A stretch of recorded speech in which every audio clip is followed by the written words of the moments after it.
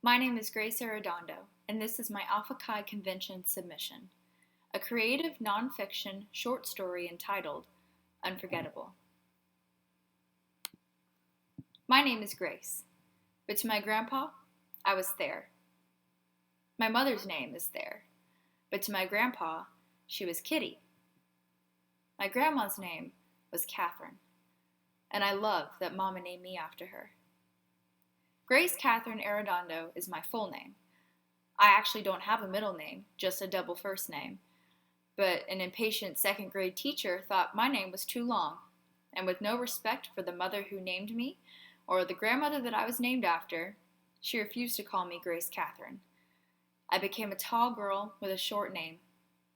Just Grace. Mama didn't send me to preschool. Instead, she became a stay-at-home mom and took it upon herself to be my first and greatest teacher, while also wanting to savor all of my milestones. Devoted to my education, she never sheltered me from knowledge and learning. I was a 3-year-old who called stop signs octagons and swollen clouds laden with thick loads of rain the cumulonimbuses. So when my grandpa came to live with us, Mama said it was because of the Alzheimer's, and it was making Papa forget. I can clearly recall the first summer after Papa moved in. The scorching sun was unforgiving, and the air waterboarded our saturated faces. Many afternoons, Papa and I would sprawl out on the shaded front porch, watching our watermelon rind tower swell and allowing our lazy concentration to be lured into the bright yellow sprinklers' hypnotic spraying motions. Fruit juices stained our white cotton tees and coated our skin in a sticky, sugary glaze. We knew Mama would scold us for the splotchy shirts, but trivial matters had no place in the pleasurable blasé drag of June days. And for a few months, that's how we lived, serving scoops of happily unconcerned notions atop heaping mounds of naive bliss. Unbeknownst to me, dementia had no intention of preserving beautiful, delicious memories. For it seemed summer knew better than I, that eventually winter always comes. Not remembering how to drive became forgetting how to speak. My grandpa's face stayed, crumpled in frustration, his wrinkles barely holding his papery skin together. His gaze stayed fixated on the hardwood floor, or the squishy orthopedic shoes he detested so intensely. The stumbling, the stammering, the whatchamacallits. His stutters filled the air and left his lips as if they had just violated his tongue. And occasionally, Papa would lift his tired chin, and our eyes would hold each other. Feeling as helpless as his mangled mind, I watched the fog on clouded windows dissolve into a gentle mist, obscuring twin gray lakes. It's only temporary, Mama assured me. The hospice services had been suspended, and Papa was moving up the road. It's an assisted living facility, I would repeat back to my curious friends in my mother's informative tone. Mama said the nurses would keep Papa from wandering, and that we could visit him whenever we wanted. But I wanted him here, in the house, down the dark, creaky hallway from my bedroom. I wanted the early morning glances into his room to see if morning had pulled him from his dreams. I wanted his shaky, stiff hugs and silent smiles at bedtime. The nurses couldn't love him like I did. They didn't want him, but I didn't know that yet. Visits were always heartbreaking. Like clockwork, God would drain every evening sky of all its light and glory, and hidden hauntings emerged to rule the night. Like a nocturnal animal, the Alzheimer's would viciously come to life and pull past memories and people to the forefront of Papa's memory.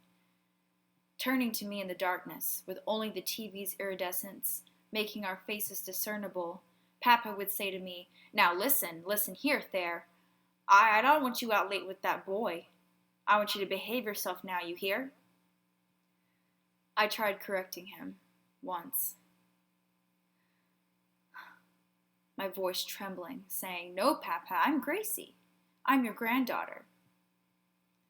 But the futility in my kind reminders became so starkly apparent that, from then on, whenever Papa called me Thayer, whenever I transformed into my mother, the daughter he so longed to protect, I quietly answered, "Yes, sir," and lovingly obliged. The night's effects bled into the day, and receding memories retreated permanently.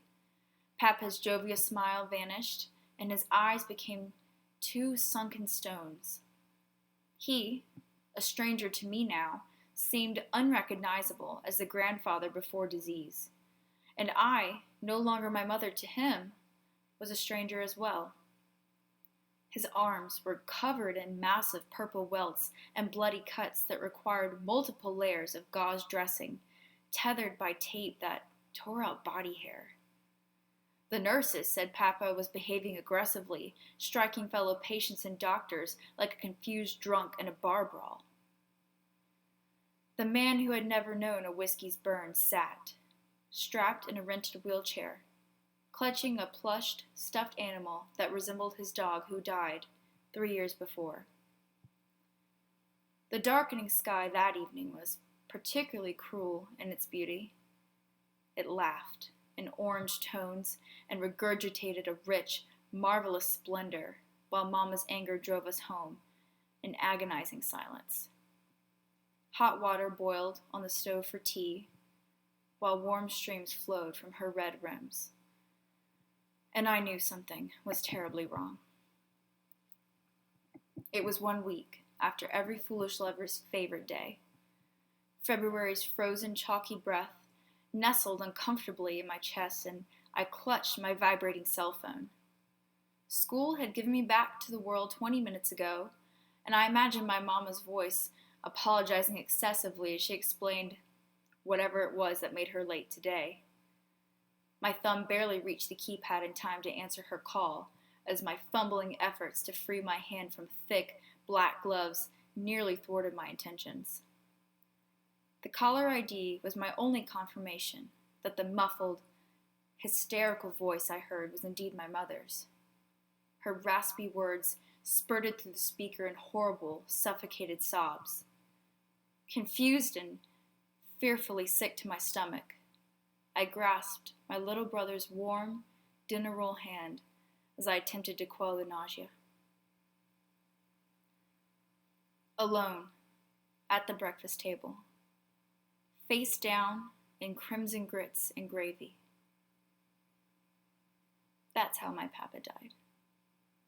A former Marine and fire chief, the pinnacle of respect, humility, and poise, had sat silently in soiled pants as he struggled to swallow a sip of lukewarm water. How was it that this benign, pitiful posture provoked such a violent, fatal beating from nurses' fists? Palms that had cushioned patients' pills joined forces with curled fingers and hatred, battering Papa indifferently, reveling in his suffering, and then left him there to die, undignified. I like to imagine that as Papa lay dying, the disease granted him one final favor. I hope that, as his lungs clamored for breath, his muddled mind was finally at ease, that all lonely, disoriented thoughts were banished to oblivion, and those wayward, euphoric memories came flooding back. I pray that the scarring pain and mountains of heaping injustice were among everything and everyone who abandoned his recollection. In this manner, I hope Papa forgot.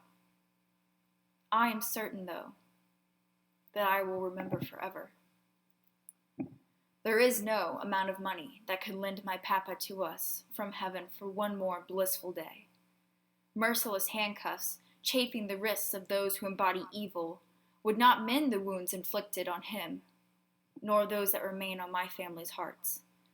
The apologies, if the guilty dared utter them, would fall like drops of oil on burning embers. A lawsuit is not founded in avenging a life marred by indifference, brutality, and insidious corruption. An expensive settlement or guilty verdict does not order time to rewind.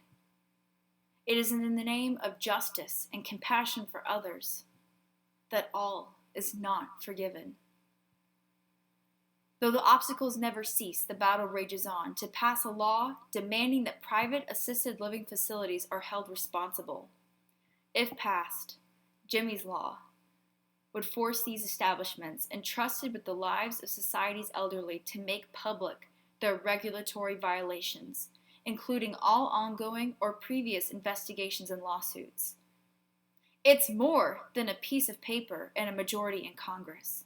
This law is a plea for accountability, transparency, and for the basic rights of human beings, no matter their age or physical state, to be upheld. Although Papa's light was so wrongly extinguished, the warmth of his memory sustains the fight to prevent another soul from enduring a similar suffering. Thank you for your time and consideration.